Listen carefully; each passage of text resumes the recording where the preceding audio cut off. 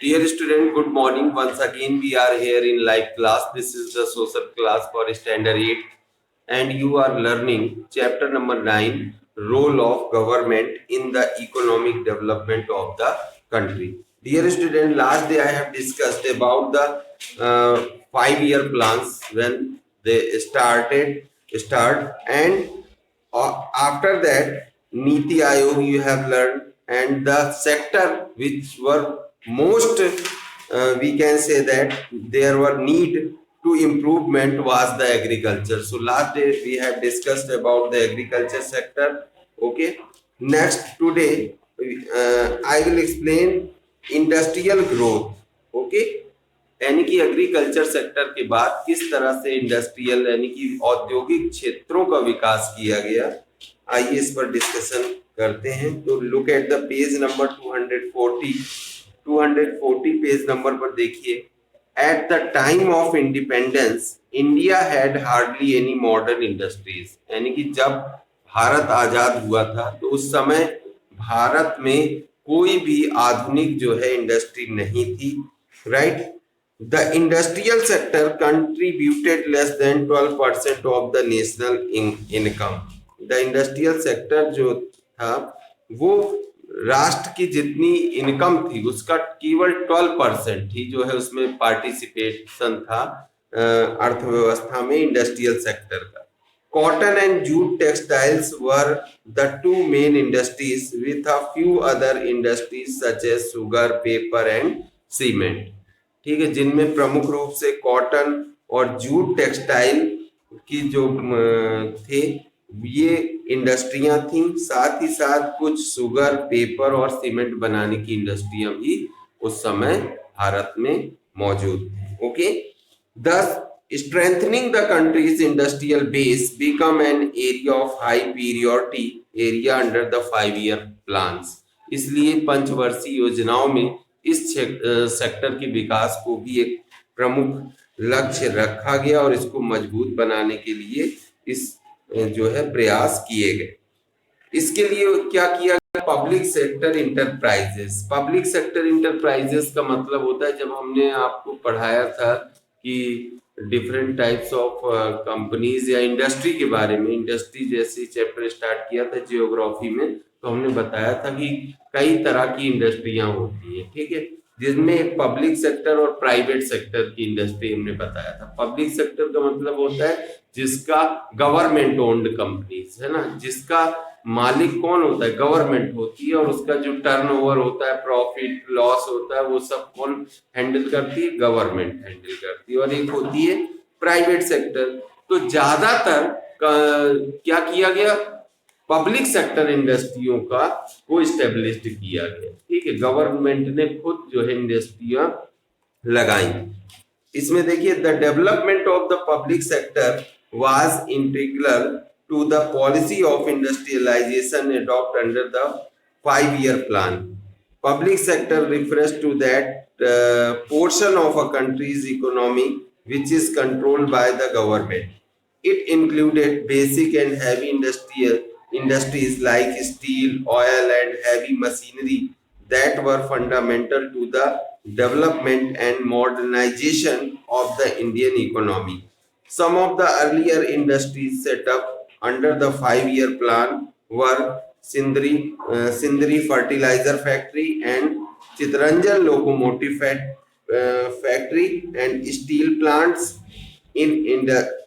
at Rourkela, Bhilai and Durgapur, right. तो इसके लिए कुछ पब्लिक सेक्टर इंडस्ट्रियों का तुरंत जो है गवर्नमेंट ने स्टेब्लिश्ड की, जिनमें steel, oil and heavy machinery से संबंधित जो है इंडस्ट्रियों का गठन किया गया, यानी कि उनको स्टेब्लिश किया गया। और 5-year प्लान यानी कि पंचवर्षीय योजनाओं के तहत सिंदरी फर्टिलाइजर फैक्ट्री, एक तो क्योंकि एग्रीकल्चर में क्या है, ज्यादा से ज्यादा खाद की जरूरत थी, तो उस तरह की इंडस्ट्री सेटअप की गई। साथ ही साथ लोहे के रेल के इंजन बनाने के भी जो है कारखाने लगाए गए, और स्टील प्लांट राउरकेला, भिलाई और दुर्गापुर में खोले गए, जिनके जो गवर्नमेंट ओन्ड थे। Over the year, other heavy industries set up under the public sector included. बाद के साल में कई और पब्लिक सेक्टर इंडस्ट्रियां थी जो सेटअप की गई, जिनमें steel authority of India, SAIL जिसे कहते हैं, okay, oil and natural gas corporation, ONGC का नाम सुना होगा, Bharat heavy electrical limited, BHEL कहते हैं, Hindustan aeronautics limited, HAL, and shipping corporation of India, CI, and Bharat Sanchar Nigam limited, BSNL. इन इंडस्ट्रियों की, ये गवर्नमेंट सेक्टर्स की इंडस्ट्रियों की क्या हुई, शुरुआत हुई। Okay, revival of cottage and small scale industry, साथ ही साथ जो कॉटेज इंडस्ट्रियां थी उनमें भी जो है क्या आया, उनमें उनको भी फिर से शुरू किया गया। रिवाइवल का मतलब है कि उनको फिर से पुनः उनको शुरू किया गया। और जो स्मॉल स्केल इंडस्ट्री थी, क्योंकि उसमें उस चैप्टर में इंडस्ट्री में मैंने ये भी आपको बताया कि ऑन द साइज के अकॉर्डिंग जब हमने डिवाइड किया था, तो उसमें लार्ज स्केल इंडस्ट्री और स्मॉल स्केल इंडस्ट्रीज आपको बताई थी। तो लार्ज, और एक कॉटेज इंडस्ट्री थी। कॉटेज इंडस्ट्री का मतलब है जिसमें लोग अपने घरों में ही काम करते हैं अपने परिवार के मेंबरों के साथ, ठीक है। और स्मॉल स्केल इंडस्ट्री क्या होती है, जिसमें जो कैपिटल, स्मॉल और लार्ज को कैसे आप करेंगे, तो स्मॉल स्केल इंडस्ट्री ऐसी इंडस्ट्री है where the not more than 100 peoples works, okay, यानी कि ज्यादा से ज्यादा ऐसी इंडस्ट्री है जहां पर 100 से ज्यादा लोग काम नहीं करते हैं। एंड जो कैपिटल अमाउंट होता है, इन्वेस्टमेंट जिसे हम लोग कहते हैं इन्वेस्टमेंट, तो capital amount is not more than 1 crore, okay, इससे ज्यादा ना हो, ठीक। तो ऐसी इंडस्ट्री स्मॉल स्केल इंडस्ट्री में आती हैं। और लार्ज स्केल इंडस्ट्रियां क्या है, जहां पर 100 से ज्यादा वर्कर्स काम करते हैं, more than 100 workers works there and the capital amount is more than 1 crore, ठीक है, जहां पर इन्वेस्टमेंट क्या होता है उस इंडस्ट्री में, करोड़ रुपए से ज्यादा, ठीक। तो वो लार्ज स्केल इंडस्ट्री में आती है। कॉटेज इंडस्ट्री में क्या है, family member themselves works together, है ना, फैमिली के मेंबर ही काम करते हैं और एक छोटी सी पूंजी जो है लगाई जाती है, ठीक है, किसी भी काम को शुरू करने में। जैसे कि टोकरियां बनाना, मोमबत्ती का वर्क हुआ, अगरबत्ती बनाना, पापड़, अचार, इस तरह के जो छोटे मोटे काम हैं वो किस में आते हैं, कॉटेज इंडस्ट्री में आते हैं, राइट। तो ये था revival of cottage and small scale industry. Small scale industry थी और जो कॉटेज इंडस्ट्री थी उनको फिर से रिवाइव किया गया, फिर से उनकी शुरुआत की गई। The government also placed emphasis on the revival of cottage industries and small scale industries. It established agencies such as the small industries service institutes and the all Indian handloom and handicraft board. इसका गठन किया गया small industries service institute, जैसे आजकल ITI आप लोग करते हैं, ठीक है, उसमें आईटीआई में या पॉलिटेक्निक में एक डिप्लोमा आपको दिया जाता है, इलेक्ट्रिकल का, कंप्यूटर का, इलेक्ट्रॉनिक्स की अलग अलग तरह की ब्रांचें होती हैं और अलग अलग तरह की चीजें आपको क्या उसमें सिखाई जाती हैं, ठीक। पॉलिटेक्निक करेंगे तो फुटवेयर डिजाइनिंग भी है। तो इसका मतलब क्या है, आप किसी एक पर्टिकुलर एरिया में जाने के लिए क्या ले चुके हैं, ट्रेनिंग ले चुके हैं, राइट। इलेक्ट्रॉनिक्स से अगर आपने कर लिया, इसका मतलब आप इलेक्ट्रॉनिक्स के सेक्टर में काम करने के लिए स्किल्ड वर्कर, राइट। तो अगर फुटवियर डिजाइनिंग से आपने डिप्लोमा किया है या टेक्सटाइल डिजाइनिंग से अगर आपने टेक्सटाइल में डिप्लोमा किया है, तो इसका मतलब आप टेक्सटाइल इंडस्ट्री में काम करने के लिए स्किल्ड वर्कर के रूप में ट्रेंड हो चुके हैं, ठीक। तो ऐसे ही जो है कई इंस्टीट्यूट का उस समय गठन किया गया ताकि लोगों के इंटरेस्ट के अनुसार उनको ट्रेनिंग दी जा सके और वो उनको रोजगार दिया जा सके इंडस्ट्री में, ठीक। अब इंफ्रास्ट्रक्चर की बात आई, ठीक है, एग्रीकल्चर सेक्टर का डेवलपमेंट हो गया, इंडस्ट्रियल सेक्टर का डेवलपमेंट हो गया भी शुरू हो गया पंचवर्षीय योजनाओं के तहत। अब इंफ्रास्ट्रक्चर यानी कि जो सुविधाएं थी, ठीक है, जैसे रेलवे, रोड, इलेक्ट्रिसिटी एक्सेट्रा, तो इन सब का देखिए क्या है, infrastructure include the basic system and services such as road, railways, housing and power supplies, that are necessary for the efficient functioning of a state. efficient functioning of the state का मतलब हुआ किसी भी राज्य को सही ढंग से चलाने के लिए। ओके, महत्वपूर्ण, जो महत्वपूर्ण आवश्यकताएं हैं, राइट, जरूरी, बुनियादी। The government contributes greatly to the development and strengthening the infrastructure in the country. अब गवर्नमेंट कंट्रीब्यूट्स, गवर्नमेंट योगदान करती है greatly to the development and strengthening the infrastructure in the country. आपने देखा होगा कि हमेशा ब्रिजेस, रोड में चेंज होते रहते हैं, ठीक है। हाँ? तो जब जब न्यू टेक्निक्स आती रहती है तो अपने आप को दूसरे कंट्रीज के साथ कंपेयर करने के लिए या रखने के लिए उस टेक्निक को एडॉप्ट करते हुए तब्दीली करते रहते हैं, ठीक है।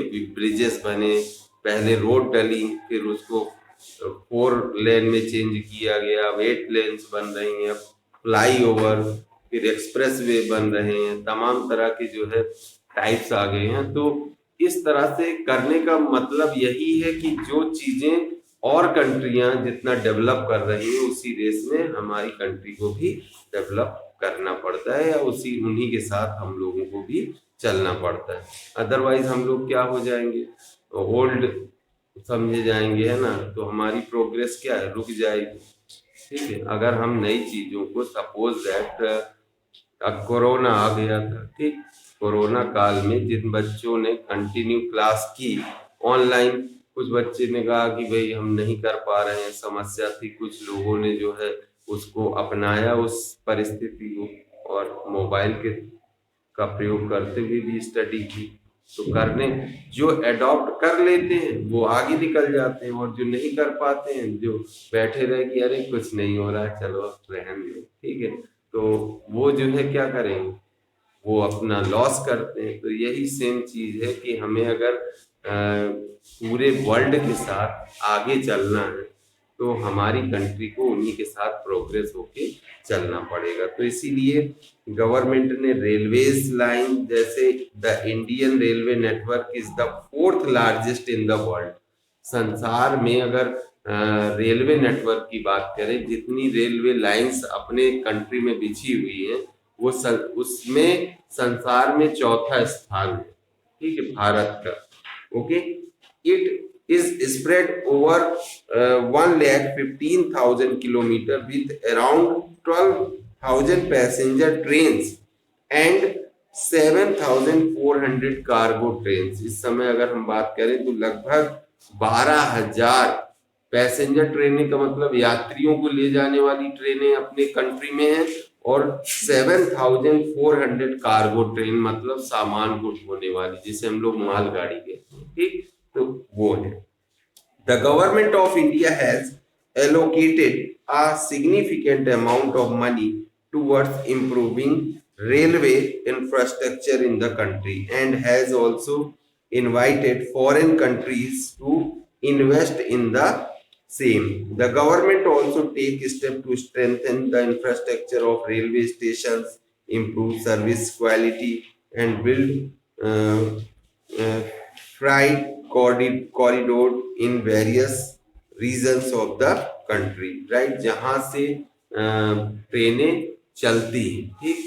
एक होता है ना बैरक, जहां पर कोई ट्रेन जाकर के, ट्रेनें सब कहां पर, अपने जहां उसका लास्ट डेस्टिनेशन होता है या जहां से वो निकलती हैं, वो वहां पर जाकर के फिर सारी ट्रेनों की क्या होती है, सफाई होती है, धुलाई होती है, उसके बाद चेकिंग होती है, राइट, लाइट, सीट वगैरह, ठीक है, डेली का ये नियम, राइट। तो हर ट्रेन जो है वहां पर चेक होकर के फिर वो अपने टाइम से आगे निकलती है, राइट। तो बीच बीच में जो स्टेशन पड़ते हैं वहां पर यात्रियों को लेते हुए और छोड़ते हुए आगे बढ़ जाती है। तो हर ट्रेन का ये शेड्यूल है, तो उनकी व्यवस्था करना, एम्प्लॉयमेंट के लिए जो है ह्यूमन रिसोर्स की व्यवस्था करना, जो वहां पर इन सब कामों को देखेगा, ठीक, और टेक्निकली जो है ये सारी चीजें हैंडल करना, तो ये बहुत, राइट। तो ये रेलवे जो है ये बहुत ही ज्यादा सेंसिटिव डिपार्टमेंट है, ठीक है। अगर एक भी सिग्नल इधर से उधर हो गया तो पता नहीं कितने की जान जा सकती है। तो इसमें जो भी एम्प्लॉइज होते हैं वो बहुत ही केयरफुली काम करते हैं। और रोड, अब दूसरा है रेलवे के साथ साथ रोड का। India has one of the largest network of road in the world. The total length of the road in the country exist 3.01 million kilometer. In order to connect every corner of India, the government set up the National Highways Authority of India. Okay, in 1988, the National Highways plays an important role in transporting India's passenger and freight traffic and in promoting trade and commerce. The government has also collected sufficient fund towards। अब government किस तरह से fund collect करता है? जो toll tax आप लोग देते हैं, ठीक है, तो उससे उनको तब प्रॉफिट होता है जिसका वो आगे जो है डेवलपमेंट काम में वो उसका फंड का यूज करते हैं। ठीक है, जितने भी ट्रक देखा होगा निकलते हैं या हम लोग अपने प्राइवेट या गवर्नमेंट व्हीकल्स ले जाते हैं तो एक टैक्स लगता है, हर 50 किलोमीटर पे एक टोल टैक्स होता है। ठीक है, तो अब तो ये सिस्टम आ गया कि फास्ट टैग, ठीक है, फास्ट टैग का यूज करेंगे तो वो इतना जैसे नहीं कि काफी लाइन लग जाती थी, जाम लग जाता था, तो इससे निजात पाने के लिए फास्ट टैग अपनी गाड़ी में लगवाइए। वहां पर सेंसर लगा हुआ है, ठीक है, डायरेक्ट आपकी गाड़ी निकलेगी और आपके अकाउंट से मनी डिडक्ट हो जाएगी। ठीक है, अब वहां रुकने का कोई काम ही नहीं है। तो ये सिस्टम आ गया है जिससे क्या होगा, और तब अभी 420 भी होती थी, ठीक है, जो वहां पर एम्प्लॉइज हैं वो बहुत जेब में रख लें, रसीद नहीं देते थे, गाड़ी निकाल देते, तो जिससे क्या होता था, राजस्व का मतलब सरकार का, सरकारी खजाने का लॉस होता था। तो इन सबसे निजात पाने के लिए अब गवर्नमेंट ने कर ही दिया कि 15 फरवरी के बाद, ठीक है, कोई भी गाड़ी बिना फास्ट टैग के नहीं निकल पाएगी। ओके, तो और अगर निकलती है तो जैसे जितना भी टोल टैक्स है उसका डबल पे करना होगा, है ना, जैसे 100 लगता है तो 200 देना, ठीक। और वो भी कब तक? मार्च तक। मार्च के बाद तो निकलना मुश्किल ही है, फिर वही खड़ी रहेगी, तुरंत बनवाइए और तब लेकर के जाइए। ठीक, ये है सिस्टम। रेलवे रोड, रोड इस तरह से the mega project known as golden quadrilateral यानी कि स्वर्ण चतुर्भुज योजना, जिसमें 4 प्रमुख महानगरों मुंबई, दिल्ली, चेन्नई और अहमदाबाद, ठीक है, इन 4 जो बड़ी सिटियां थी इनको जोड़ने का काम किया गया था। ओके, तो इसमें जो है that aims to build 4 lane and 6 lane express highways नहीं to connecting the 4 metros of Delhi, Mumbai, Kolkata and Chennai. Okay, इन चारों को कनेक्ट करते हुए, ठीक, 4 वे लाइन बनाने का जो है काम शुरू किया गया था और वो लगभग पूरा हो चुका है। आप लोग देखते हैं नेशनल हाईवे है तो ये हाईवे के नंबर होते हैं 29, 30, 11, ठीक, तो इससे आप लोग आसानी से फाइंड आउट कर सकते हैं रूट कि हमें कहाँ जाना है। ठीक, तो ये इसलिए लिखे हुए होते हैं और ये 4 मेन सिटियों को जोड़ने वाले जो हाईवे बनाया गया है उसे स्वर्ण चतुर्भुज योजना के तहत इनका निर्माण किया गया था। Constructing durable road in rural areas, और इसी के तहत आपने देखा गांव में भी अब काफी जो है ड्यूरेबल का मतलब टिकाऊ रोडों का निर्माण कराया जा रहा है और गांव से जो है आपके गांव से मेन रोड को जोड़ने वाली जो है रोडें डाली जाती हैं आजकल, ठीक, तो उसका भी निर्माण करना आना। Improving road infrastructure in the north eastern state of India. Okay, इसी के साथ साथ नॉर्थ ईस्ट इंडिया में रोड की कंडीशन, रोड की सुविधाएं जो है इम्प्रूव करना। पोर्ट फैसिलिटी, एविएशन, पोर्ट में क्या है, India's port and shipping industry have played significant role in promoting the country's trade and commerce. Owing to the initiative of the government, India now has 12 major and 200 minor ports. The government continues to invest in the construction and maintenance of port.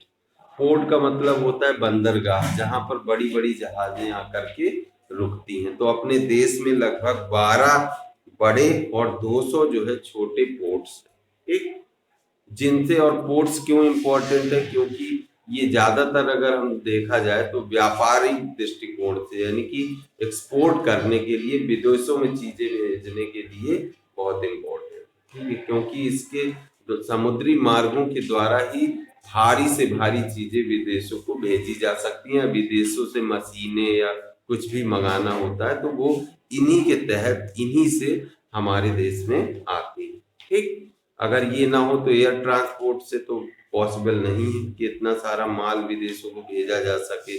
और अगर हम land transport की बात करें तो समुद्र बीच में आ जाता है, तो दूसरी कंट्री को जाना पॉसिबल ही नहीं है सामान। तो ये क्या है, एक इम्पोर्टेंट रोल प्ले करते हैं on ships and industries, right. तो इनका इनका डेवलपमेंट कराना, साथ ही साथ aviation, the government intends to have at least 500 operational airports by the year 2020। यानी कि एयरपोर्ट्स की अगर बात करें तो 2020 तक लगभग 500 एयरपोर्ट भारत में हो चुके थे, जहां से फ्लाइटों का संचालन किया जाता है, operational. It has allocated funds to modernize the four main airports at Delhi, Mumbai, Kolkata, and Chennai, and 37 non-metros, revamp unused airports and create new airports। अब जितने भी इनसे जो दिल्ली, मुंबई, कोलकाता और चेन्नई, ये प्रमुख चार जो है ये क्या है, एविएशन है, ठीक है, एविएशन सेंटर है, जहां से आपको हर जगह के लिए, कहीं भी जाने के लिए फ्लाइट अवेलेबल, ठीक है। देश के, वर्ल्ड के किसी भी कोने में जाना चाहें तो डोमेस्टिक फ्लाइट एक होती है और एक होती है इंटरनेशनल फ्लाइट, ठीक। इंटरनेशनल फ्लाइट में हम लोग क्या करते हैं कि एक कंट्री से दूसरी कंट्री में जब ट्रेवल करते हैं तो हम लोग इंटरनेशनल फ्लाइट का यूज करते हैं। और जब देश के अंदर ही ट्रेवल करना होता है, ठीक है, किसी एक सिटी से दूसरी सिटी को जाना है, तो हम लोग डोमेस्टिक फ्लाइट, उसे हम लोग कहते हैं डोमेस्टिक फ्लाइट का यूज करना। तो एविएशन डिपार्टमेंट जो होता है, एयरपोर्ट्स है, तो उनका भी डेवलपमेंट कराना, ये जो है इस तरह से जो है हर सेक्टर में जितना भी हम लोग टैक्स पे करते हैं या गवर्नमेंट के पास जो भी आमदनी होती है, वो पूरा इंफ्रास्ट्रक्चर में वो क्या करती है, खर्च करती है इन्हीं कामों में, रोड बनाने में और लोगों के कुछ जो है वेलफेयर में, ठीक, जैसे कि पेंशन देना, है ना, लोगों को जैसे आवास की व्यवस्था कराना। ये सब कहाँ से आता है पैसा गवर्नमेंट के पास? वहीं से आता है जो गवर्नमेंट हमसे टैक्स वसूलती है। जब हम कोई भी चीज लेते हैं सपोज दैट, तो इनडायरेक्ट हम लोग क्या करते हैं, गवर्नमेंट को टैक्स देते हैं, है ना। आपने सुना होगा इस समय जीएसटी, है ना। तो जीएसटी क्या है, हर आप एक अगर कोई 100 रुपीज की चीज भी ले रहे हैं तो उसमें एमआरपी पर आप एमआरपी आप पे करते हैं। 100 रुपीज अगर एमआरपी लिखी हुई है तो आपको दुकानदार 100 रुपीज का देता है, इसका मतलब 100 रुपीज में आपको जीएसटी भी लगा हुआ है, ठीक। तो आप क्या है, उसमें 10 रुपए का, 12% का, या हर चीजों में अलग अलग है जीएसटी, तो वो आप पे करते हैं, आप देते हैं, ठीक है, इनडायरेक्टली, राइट। तो जब वो चीज आप खरीदते हैं तो उतना आपने क्या किया, गवर्नमेंट के खजाने में वो टैक्स पे कर दिया, ठीक। तो इनडायरेक्टली वो आपसे ही कलेक्ट होकर के गवर्नमेंट के पास जाता है, और जो गवर्नमेंट कहाँ पर यूज करती है, वेलफेयर के कामों में या इंफ्रास्ट्रक्चरल वर्क में, ओके। दूसरा हेल्थ केयर है, हेल्थ से संबंधित, जैसे since independence India has faced major challenges in public health. They include high rate of infants and maternal mortality, diseases such as polio, malaria, tuberculosis, and HIV/AIDS, and poor quality of public health care systems. To bring health care within reach of people living in rural areas, the government has created a three-tier structure consisting of primary, secondary, and tertiary healthcare facilities. Right. इस तरह से dear student, जब भारत आजाद हुआ तो उस समय भारत की जो स्थिति थी वो भी जो स्वास्थ्य के बारे में अगर हम बात करें तो लोगों का स्वास्थ्य भी अच्छा नहीं था, उसमें भी हेल्थ कंडीशन भी उस समय बहुत डाउन थी। इन्फेंट्स का मतलब जो नवजात शिशु होते हैं जिन्होंने अभी जन्म लिया था, तो वो सारी चीजें क्या थी इसको हम लोग कल डिस्कशन करेंगे, यानी कि on Monday. So dear student, thank you for today. Tomorrow we will meet once again, same time same channel. Till then take care, have a nice day.